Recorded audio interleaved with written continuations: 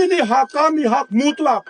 Kami perempuan, para perempuan yang ada di seluruh tanah Papua, kami merasa terancam. Saya tidak punya sumber kehidupan yang lain, sebab saya hidup dari tempat saya, dari tanah saya, dari alam yang ada di sana, hutan saya, itu yang saya hidup dari situ.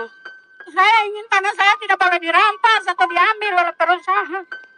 Hutan Papua tanah bertuan, mereka punya tujuan. Jadi jangan sembarangan rusak alam, gusur hutan. Demi mereka investasi, paksa rakyat angkat kaki. Kemerdekaan hakiki cuma buat oligarki.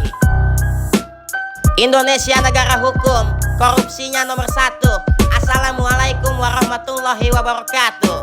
Wahai para pejabat negara, izinkan kami bersuara. Keadilan sosial bagi seluruh rakyat Indonesia cuma tertulis di dalam Pancasila saja. Kemerdekaan cuma buat para raja dan cuma buat semua para golongan.